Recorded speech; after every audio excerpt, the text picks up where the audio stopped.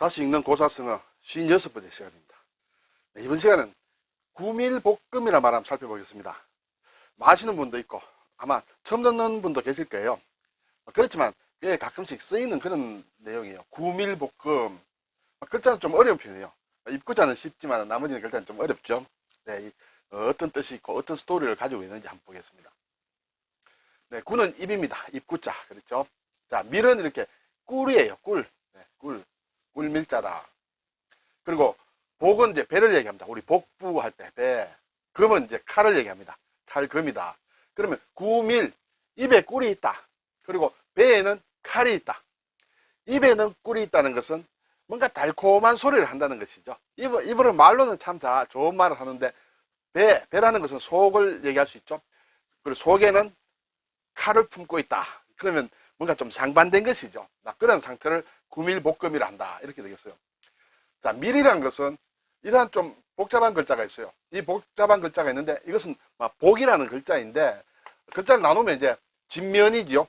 진면에 이렇게 반드시 필이다. 이렇게 되겠습니다. 이것은 반드시라는 그런 뜻인데 뭔가 이렇게 꽉 쪼은 모양이다. 그렇게 봅니다. 그래서 집 안에 뭔가 빽빽하게 가두어 놓은 모양이다. 이렇게 봅니다. 자, 그러면 여기에 벌레충을 쓴다. 이 글자 자체로는 단독으로 잘 안 씁니다만 아래 벌레충을 쓰면 어떤 벌레가 집 안에 뭔가 꽉 이렇게 채워 넣는 것이다. 벌을 생각하면 되겠죠. 벌이 꿀을 이렇게 방마다 가득 채워 넣는다. 그래서 꿀밀이다. 이렇게 되겠습니다. 자, 배복은 이제 배니까 육다로리입니다. 사람의 몸을 나타낸다. 그리고 이것은 이제 좀 어려운 글자예요. 어려운 글자인데 이 글자는 발음이 복이다. 이렇게 되는데 발음도 가지고 왔고 그리고 사실은 옛 글자를 보면 뭔가 양쪽이 불룩 튀어나온 그릇이다. 그리고 이제 여기에는 발을 뜻하는 왔다 갔다 한다는 뜻이에요. 사실은. 그래서 불룩한 것처럼 좌우로 왔다 갔다 한다. 그리고 뭔가 불룩하다. 그런 뜻을 나타냅니다. 이것과 이 글자와 관련된 글자들이 꽤 있습니다. 뒤에서 다시 한번 보겠습니다. 그래서 배복이다. 배라는 것은 몸에서 좀 불룩 튀어나온 부분이죠. 그런 의미다. 금이다. 금은 칼을 얘기합니다. 칼은 칼인데 양날 칼이에요. 자, 이 칼이 있는데 일반적으로는 이렇게 칼이 있으면 날이 이렇게 한쪽에 있죠. 네, 이렇게 이제 식도 같은 것. 그래서 날이 한쪽에 있는 것은 도라고 합니다. 그렇죠? 도, 칼도자 이렇게 씁니다. 근데 날이 양쪽에 있는 것도 있죠. 주로 보면 이제 우리가 금이다 할 때 보면 이렇게 되겠죠. 여기에 날이 있고 왼쪽 오른쪽 날이 다 있다. 이것을 양날 칼인데 이것을 금이라고 한다. 이런 것이에요. 이것은 다첨이라는 것이에요. 뒤에 다시 보겠습니다만 이 다첨은 다 모았다는 것이에요. 칼날을 한쪽만 있는 것이 아니라 칼날을 양쪽에 다 모았다. 그런 뜻으로 해서 그리고 칼을 뜻한다. 이렇게 되겠어요. 그래서 금이다. 입에는 꿀 발린 소리를 하면서 뱃속에는 마음속에서는 칼을 갈고 있다. 이렇게 볼 수 있겠죠. 사전을 보니 입에는 꿀이 있고 뱃속에는 칼이 있다는 뜻이에요. 그래서 말로는 친한 척 하지만 속으로는 어떻게 하면 해칠까 하는 그런 생각을 가지는 것을 이르는 말이다. 자, 구밀볶음은 좋지 않은 말이죠. 사실 말과 행동이 같아야 되는데 말은 이렇게 하고 속으로 행동은 단 해치려는 생각을 가지고 있는 것이 구밀볶음이다. 자, 우리가 이렇게 할 필요는 없지만 이러한 사람들은 세상 옛날에도 있었고 지금도 있고 앞으로도 있을지 모르겠습니다. 자, 이것은 어디에 나오는 말이냐 하면 18사략 중국의 역사서입니다. 18사략이나 자치통감 같은 데서 나오는 스토리인데 당나라에 현종이 있었습니다. 현종은 상당히 오랫동안 이제 임금의 자리에 있었는데 초기에는 상당히 정치를 잘했어요. 정치를 잘하다가 나중에는 이제 양귀비한테 빠져서 이렇게 정치를 내몰라라 합니다. 그때 이인보라는 사람이 있었어요. 물론 이제 황족이에요. 당나라는 성이 이시지요. 네, 그래서 이인보 황족인데 이 사람이 오랫동안 재상의 자리에 있습니다. 재상의 자리에 있으면서 자기가 권세를 오래 부리기 위해서 좀 똑똑한 사람, 현명한 사람은 이렇게 임금 앞에, 현종 앞에 데리고 가지 않습니다. 왜냐하면 데리고 가서 괜찮은 사람이다 하면 자기가 밀릴까봐 싶어서. 자, 예를 들어서 어떤 참 훌륭한 신하가 현종 옆에 있었어요. 그런데 어떻게 해서 잘못돼서 이제 지방으로 쫓겨났습니다. 쫓겨났는데 시간이 좀 흐르다 보니 현종이 생각하기로 그 친구가 참 괜찮은데 이렇게 해서 다시 불러올 생각으로 이 인부한테 재상에게 얘기합니다. 자, 그 친구는 상당히 괜찮은데 지금 내가 다시 가까이 두고 싶다 이렇게 얘기를 합니다. 그래서 어떻게 좀 조치를 취해보라 하니까 이인보가 예 알겠습니다 하면서 그 사람의 동생에게 갑니다. 동생에게 가서 자 자네 형이 지금 좌천이 돼서 지방에 가 있으므로 그런데 이게 우리 임금이 왕이 보자고 한다 보고 싶어 한다 그러니까 당신이 형에게 가서 편지를 하나 쓰라고 하여라. 편지는 어떻게 쓰느냐 하면 제가 병이 들어서 빨리 서울에 이렇게 가고 싶습니다. 이렇게 얘기를 이제 병이 들어서 나를 좀 올려달라. 이렇게 얘기를 편지를 듣고 이제 그 형이 편지를 썼습니다. 편지를 쓰니 이인보가 그 편지를 가지고 현종에 갑니다.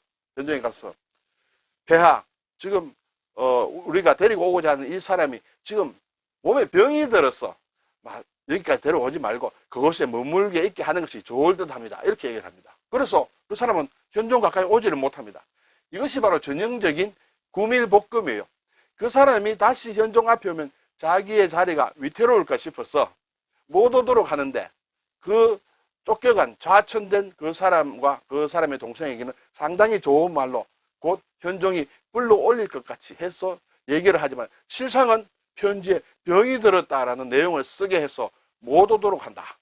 그런 것이 전형적인 구밀복금이다. 이렇게 해서 이인보란 사람이 집에서 자기의 그 글방의 서재에서 뭔가 밤새도록 뭔가 고민을 한다. 그러면 그 다음 날에는 여러 가지 참 피비린내 나는 그런 사건들이 터졌다. 그래서 어떻게 하면 자기의 정적을 제거할까 하는 것을 늘 생각을 했다. 그 얘기가 이러한 책에 나오는데 그것이 바로 이인보는 구밀복금이다. 이렇게 해서 지금까지 우리가 그런 말을 쓰고 있습니다. 네. 자, 그리고 구밀복금과 좀 비슷한 말이 소리장도다. 소는 웃음이에요. 그렇죠? 리는 속이에요.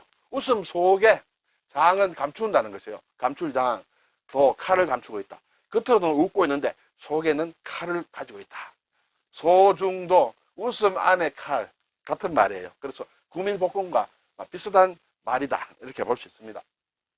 자, 글자를 다시 한번 살펴볼까요? 이것이 복이라고 했습니다. 예, 성복입니다. 성이라는 것은 사람의 성씨입니다. 김씨, 이씨 할 때 이 복씨가 있다. 예, 저는 잘 못 봤습니다만 이렇게 있습니다. 집 안에 이렇게 뭔가 빽빽이 가둬놓은 상황이다. 그래서 편안하다, 몰래, 비밀리 이런 뜻이 있는데 여기에는 매산자로 쓰면 빽빽할 밀이 됩니다. 산에 뭔가 가득 있다는 것은 나무가 빽빽하다 이렇게 볼 수 있겠죠. 그래서 비밀이다 할 때 또 쓰고 밀림이다, 밀림, 정글같이 이렇게 나무가 빽빽한 것을 밀림이라 한다. 그리고 원래충이 들어가는 것은 벌이다 이렇게 생각할 수 있겠죠. 그래서 꿀밀이다, 밀월이다, 허니문, 그렇죠. 허니문을 번역한 게 밀월이에요. 달콤한 어떤 그런 때를 얘기한다. 밀감, 우리가 귤을 얘기할 때 밀감 할 때도 꿀밀자를 쓴다 이렇게 되겠습니다. 그리고 복자는 보면 이제 배복자가 앞에 있었습니다. 여기는 갈복, 기본적으로는 갈복이다. 간다는 뜻이에요. 가다, 돌아가다. 어떤 이렇게 배가 불룩한 그릇을 얘기하는데 여기 왔다 갔다 한다 그런 뜻이에요. 그래서 다시 조금 글을 쳐걸으면 돌아올 복이다. 돌아온다. 왕복한다. 갔다가 온다. 왕복이죠. 그리고 이것이 이제 다시 부라는 뜻이 있습니다. 그런 음으로도 읽힙니다. 그래서 문예부흥이다 할 때 부흥 이렇게 됩니다. 부화를 했다 할 때도 복과 부로 같이 쓰인다. 그리고 오지자를 넣으면 겹업복이다. 옷이 홑껍데기가 아닌 이렇게 겹으로 된 옷을 이 글자를 씁니다. 그래서 복잡하다 또는 복수다. 복수는 단수가 아닌 복수를 얘기하죠. 그리고 여기에 위에 이제 더플 R을 넣게 되면 뒤집힐 복이다. 뒤집힌다. 번복한다. 말을 했다가 이렇게 뒤집는 걸 번복한다 그러죠. 그리고 복개한다. 복개천 이런 게 있습니다. 옛날에 서울의 청계천처럼 그렇게 복개를 이제 지금은 걷어냈죠. 그래서 상당히 저것이 글자는 좀 복잡하지만 중요한 글자다. 이런 것을 알 수 있죠. 자, 이제 칼금자 있습니다. 칼금. 이것은 다첨이라고 했습니다. 다라는 것은 하나가 아니라 전부다. 자, 여기에 보면 글자가 이렇게 삼합집이라는 게 있어요. 이것이 삼합집인데 이것은 양쪽에서 다 모은다는 뜻이에요. 자, 여기 사람이 입이 있습니다. 그리고 그렇죠. 사람이 입, 사람, 입입니다. 여러 사람이 말을 한다. 그것을 다 모았다. 그래서 다첨이라고 합니다. 우리가 김첨지, 이첨지 할 때 옛날 그런 사람들을 가지고 뭐 첨지라는 말을 씁니다. 자, 그래서 이 글자는 전부 모았다는 막 그런 생각이 있습니다. 검수할검, 사람인을 넣으면 검수할검이다. 그리고 무엇을 글쎄요, 어떤 사람이 무엇을 다 모아서 쓴다, 버리지 않고 쓴다, 뭐 그렇게 생각해도 될까요? 자, 칼검은 날을 모았다. 한쪽 날이 아니라 날을 모아서 양쪽 날이다. 그래서 칼검이에요. 자, 나무다. 이것은 어떤 나무에 서여져 있는 어떤 문서라든지 이런 것을 다 모아서 검사한다. 이렇게 볼 수 있겠죠. 그리고 여기에 좌부변을 서게 되면 좌부변은 언덕을 뜻합니다. 그렇죠? 언덕이 다 모였다. 언덕이 많다는 뜻이에요. 그러면 상당히 험하다. 이렇게 되겠죠. 위험하다. 보험을 든다 할 때도 험한 험이다. 그리고 말을 씁니다. 말을 다 모았다. 말을 다 모아서 이 말도 타보고 저 말도 타보고 해서 테스트를 한다. 시험할 험이에요. 그래서 시험 친다. 경험을 한다. 체험을 한다. 이런 걸 잘 쓰겠죠. 그래서 이 다첨자가 상당히 중요하다. 그렇지만 복잡하지만은 삼합집에 입이 있다. 사람이 있다. 입과 사람이 많이 모였다. 다 모였다. 그렇게 눈여겨 두시면 되리라 생각이 듭니다. 자, 오늘 구밀볶음. 입에는 꿀 발린 달콤한 말을 하지만 뱃속에는 이렇게 칼을 갈고 있다. 이렇게 되겠죠. 소리장도 웃음 속에 칼을 또 감추고 있다. 이런 얘기를 한번 살펴봤습니다. 수고하셨습니다.